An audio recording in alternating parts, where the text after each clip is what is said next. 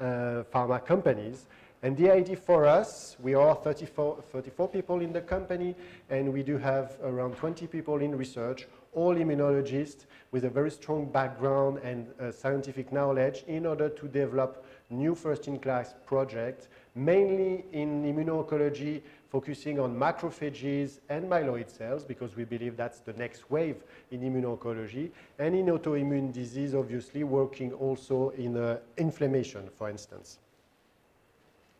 So clearly, the idea for us in immuno-oncology is to work where we have resistance to checkpoint inhibitor, PD-1, PD-L1, for example, through our product Tedopi, which is working on neoepitopes, or working on macrophages like OSE 172, which is targeting SIRP-alpha on the SIRP-alpha CD47 pathway, product that has been licensed to Boehringer Ingelheim.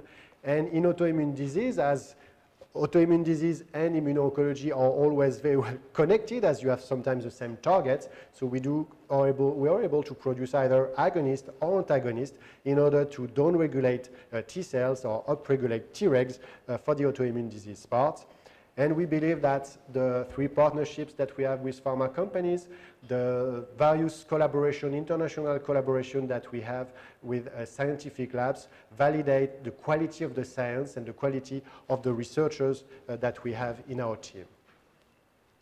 So the portfolio that we have in our company, so you have Tedopi, which is being developed in non-small cell lung cancer. It's a phase 3. It's a combination of neoepitopes coming from 5 tumor antigens, and it's being developed post-checkpoint failure. Today, we know that PD-1, PD-L1 checkpoint inhibitor are the standard of care in first line and second line non-small cell lung cancer, but clinicians need to have other options after checkpoints, and the kind of sequential combination that we are developing with Tedopi could be something of a strong interest. The phase 3 is running in Europe, in the US, and in Israel, and we expect to have preliminary results by the end of 2019. As there is a strong rationale to combine Tedopi priming T cells with a PD-1 checkpoint inhibitor, GERCOR, which is a group of clinicians, they want to develop a phase 2 exploratory in advanced pancreatic cancer, combining Tedopi plus a PD-1 checkpoint inhibitor in order to see how we can enhance the activity of the PD-1 checkpoint inhibitor in this difficult indication.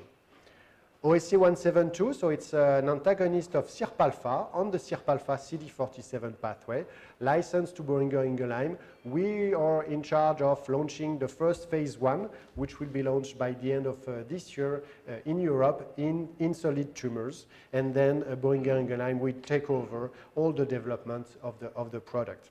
And we have a research collaboration with the Memorial Sloan Kettering Hospital in New York on one of our monoclonal, OSE 703, targeting IL-7 receptor.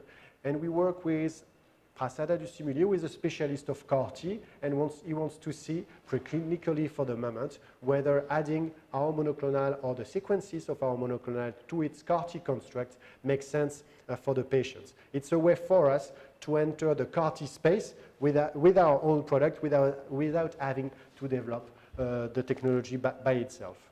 In the autoimmune disease, we have two partnerships, one with Janssen Biotech, the other one with Servier, on two targets. The first one is CD28, which is a very interesting and strong target in the human body. We were able to produce a pure antagonist of CD28, and Janssen Biotech, after a phase 1 that we did in 2016, is now with a phase 2 status product working on further development.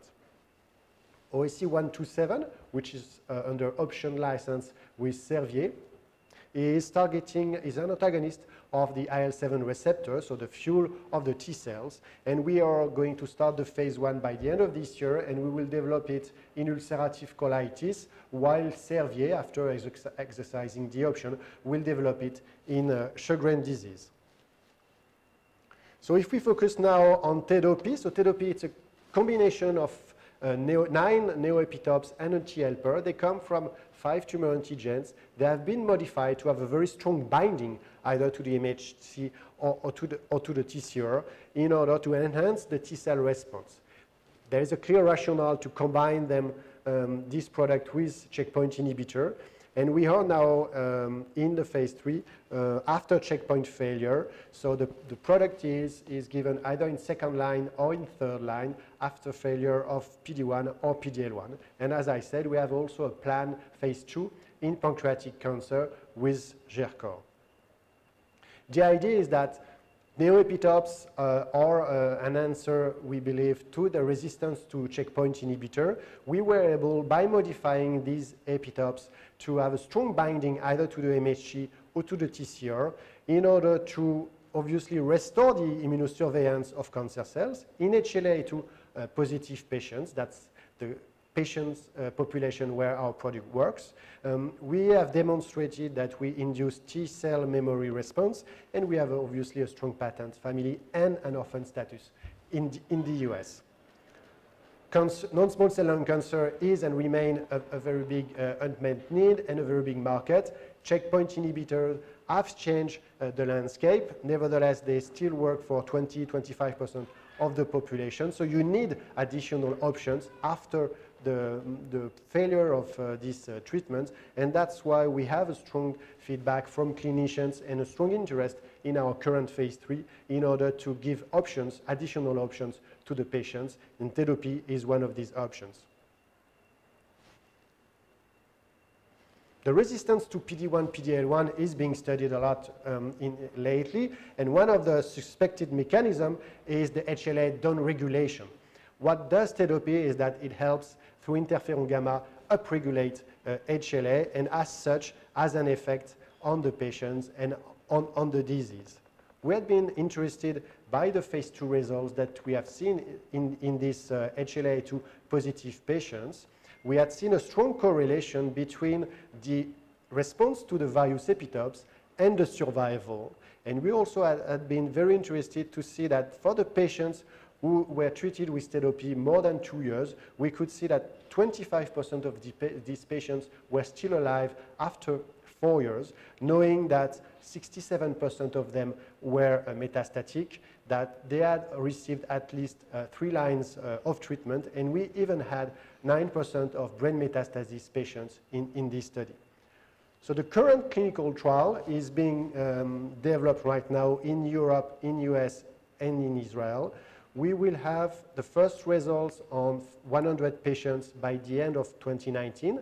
What we want to see for this first step is whether we reach a certain percentage of patients still alive at 12 months. If we reach this level, which has been agreed with the agencies and the clinicians, we will enroll a total of 325 patients and compare this monotherapy of therapy versus docetaxel and pemetrexed, which is today what is used post-checkpoint failure. As I mentioned, we also had a strong interest from Gercor, a group of collaborative group of clinicians, in order to combine therapy and a PD-1 checkpoint inhibitor in pancreatic cancer after what is today the standard of care, FOLFIRINOX. The toxicity of FOLFIRINOX does not allow to receive this product for too long, so we need to see other options, and we need to see whether with therapy and a checkpoint PD-1 inhibitor, we have a stronger maintenance, longest maintenance period in order to see the survival also at 12 months. So that's the same endpoint than in the phase 3 study.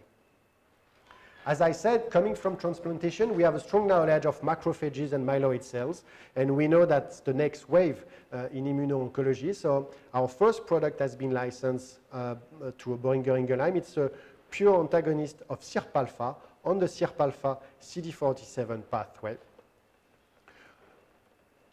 Boehringer was for us a very good, potential very good partner. They have a strong portfolio in immuno-oncology. They have the global execution capabilities, so they're able to give to this product its best chance in order to develop it in Europe, in the US, and in Asia, in various indications, starting with solid tumors. And for us, obviously, the deal in terms of financial was very important because we received 15 million upfront. We are to receive additional 15 million when we enter phase 1, and the global deal is more than 1 billion euros. So it's a structuring deal for us helping us to have a financial visibility until the end of 2019. How does it work? It's blocking SIRP-alpha on macrophages, and as such, transforming, I would say, bad macrophages into good macrophages. And we have demonstrated that by doing so, we have an effect on the whole tumor microenvironment. So we turn cold tumor into hot tumors, and as such, we see that we have better M1 macrophages, we have more T cells, less Tregs, and more NK cells. As you know, there are several companies working on this axis, SIRP-alpha, CD47. We believe that our approach is differentiated in the fact that when you block CD47, you will block also SIRP-gamma.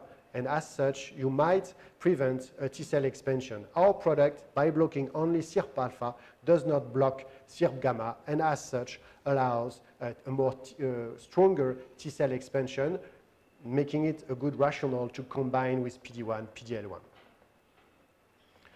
As I said, we have also a research collaboration with the Memorial Sloan Kettering on OSE 703, which is a cytotoxic monoclonal antibody targeting IL-7 receptor. The idea is through targeting this IL-7 receptor in specific indication like mesothelioma or non-small cell lung cancer, for example, we could have a good synergy with the CAR-T being developed by Prasad Adusumilli. So for us, obviously, it's a way to investigate OSE 703 in solid tumors. The idea is to identify the efficacy profile and to enter the CAR-T space, which could help us develop other technologies in the future. Sorry. 2 more minutes. Sure. So in autoimmune disease, we've got 2 products. The first one is an antagonist of CD28, which is licensed to Janssen Biotech. CD28 is a very interesting target, very strong target. We were able, through our knowledge, to produce a pure antagonist of CD28. We have demonstrated in a phase 1 that the product is completely safe, and we think that, and we have preclinical models demonstrating the interest in various autoimmune disease. So we will have a phase 2 starting and managed by Janssen Biotech. And the other product that we have is IL-7 receptor antagonist under option license with Servier, which will be developed in inflammatory bowel disease, namely ulcerative colitis, but also by Servier in Sjögren disease. All our partnerships allow to finance the company. We have been listed since 2015 without the need to get more additional capital from the market. These partnerships are strong and important for us, and we will continue in the future with our new products to get additional partnerships. That's the business model of the company.